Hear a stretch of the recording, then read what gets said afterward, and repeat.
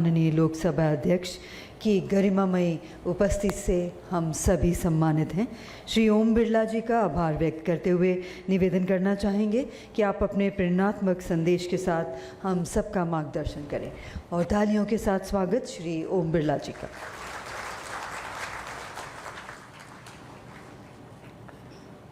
चौथे ऑडिट दिवस की आप सबको बहुत बहुत शुभकामना, बधाई।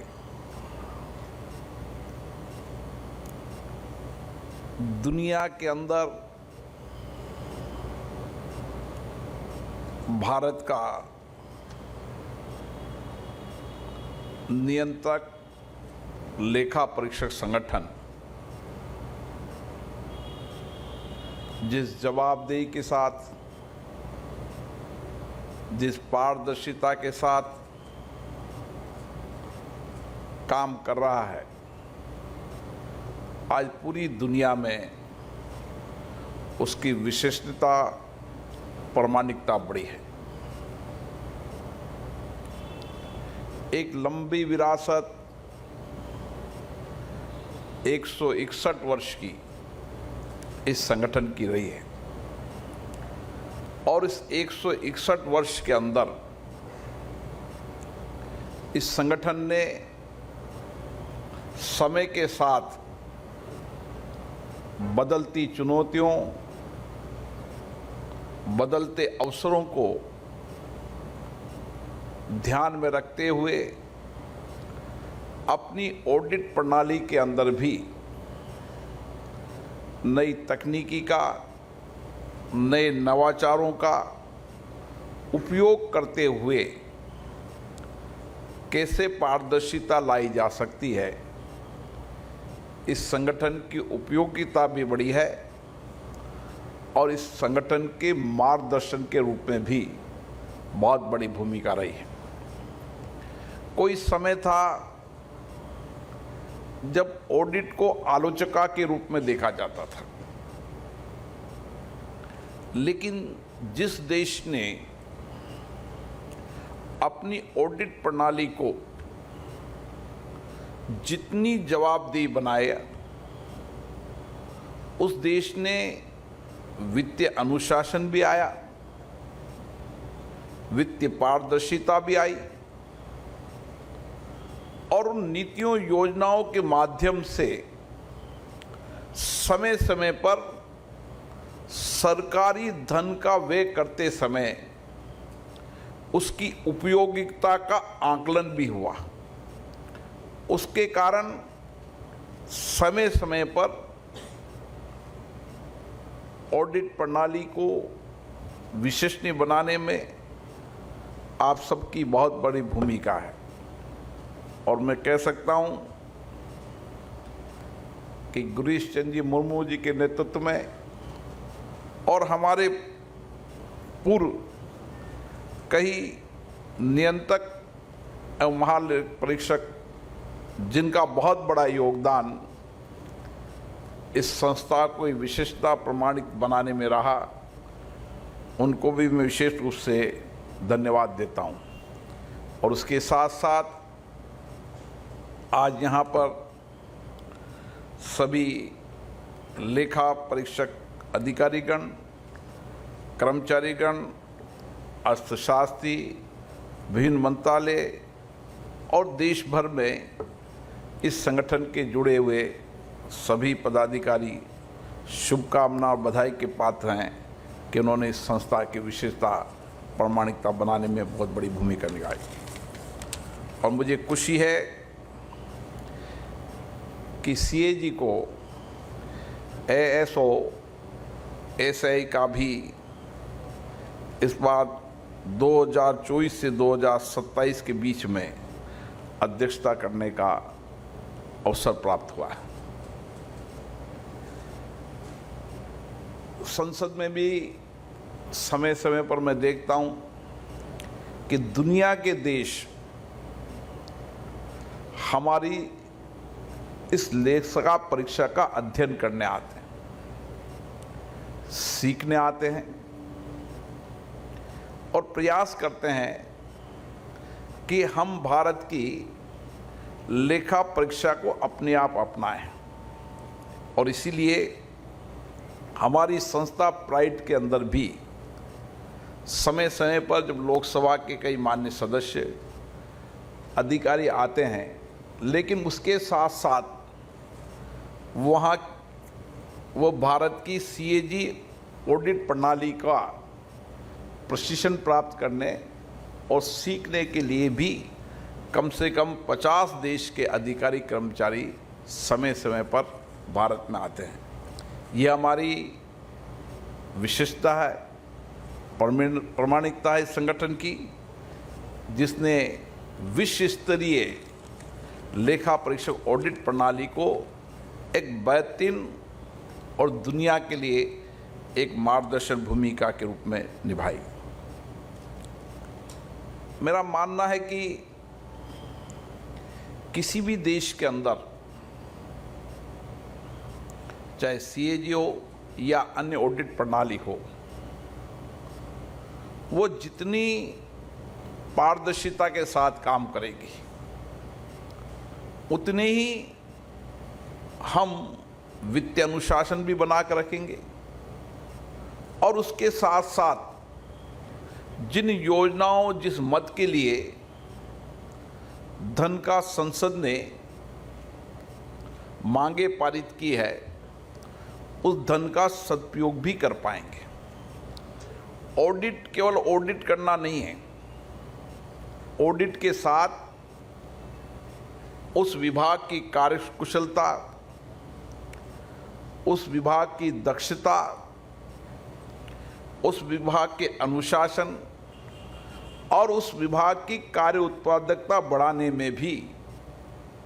ऑडिट प्रणाली मार्गदर्शन की भूमिका निभाता है। और उसी के साथ उस देश के अंदर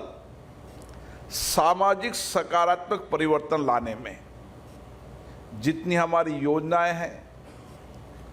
उन योजनाओं में जो धन दिया है, उस धन का उपयोग सामाजिक कल्याण की योजना में हुआ है,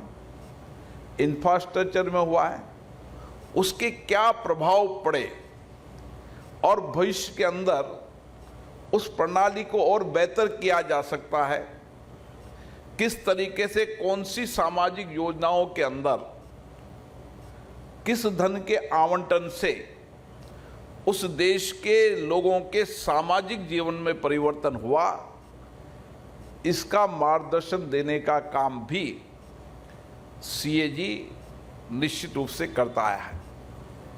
और आज बदलते परिप्रेक्ष्य के अंदर हम नई टेक्नोलॉजी का उपयोग कर रहे हैं, नई आर्टिफिशियल इंटेलिजेंसी का उपयोग कर रहे हैं, क्योंकि दुनिया बदल रही है। उस बदलने के साथ साथ भारत ने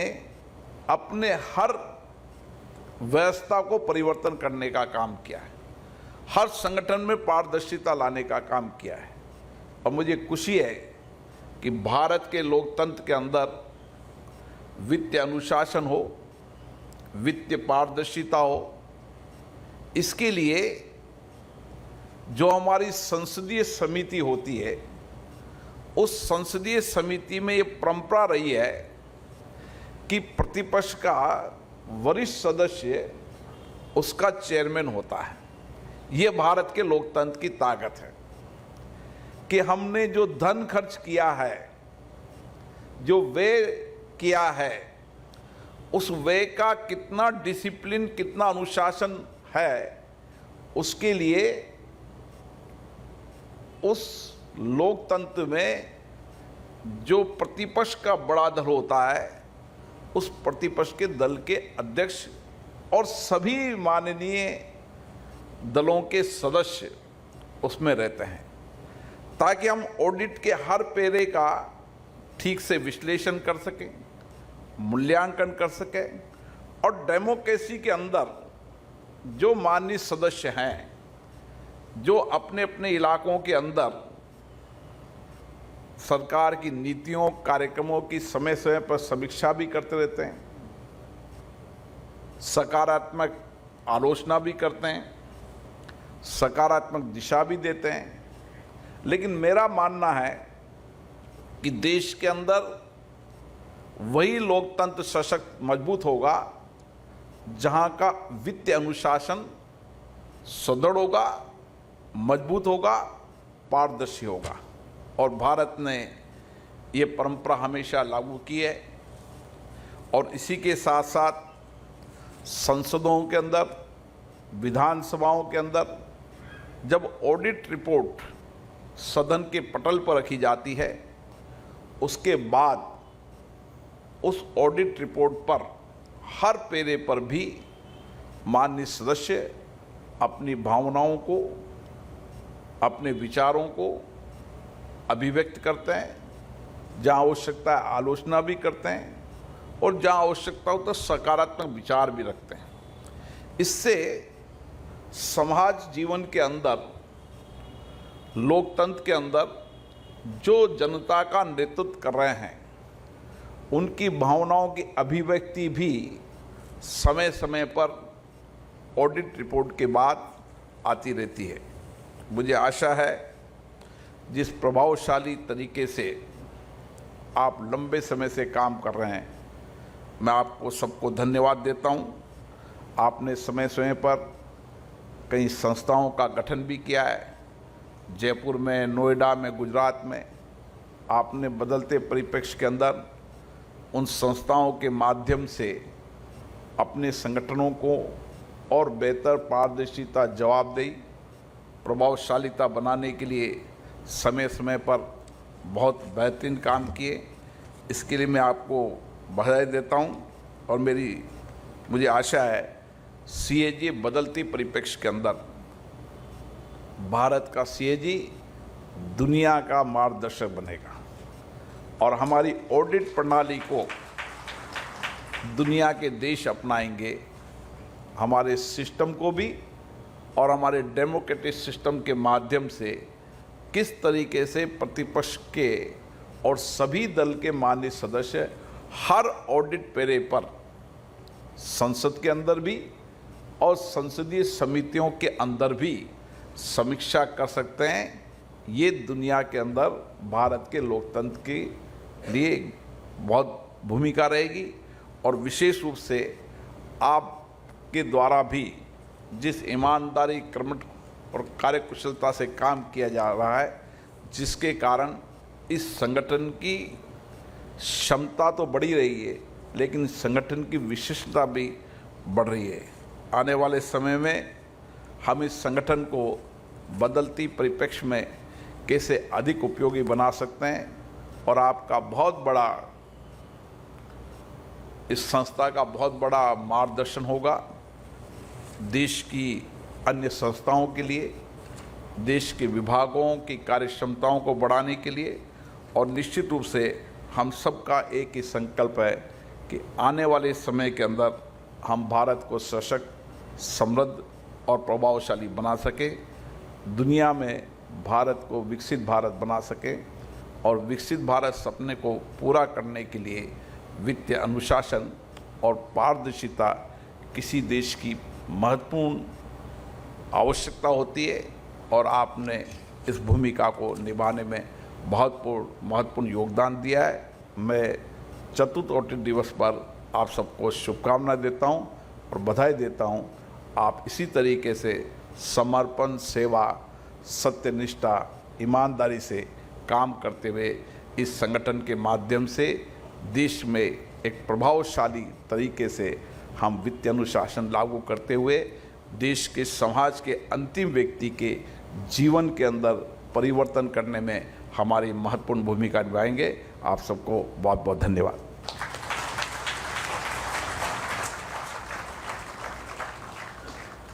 माननीय श्री ओम बिरला जी का आपके दिशा निर्देश एवं प्रोत्साहन के लिए हार्दिक धन्यवाद। और अब निवेदन है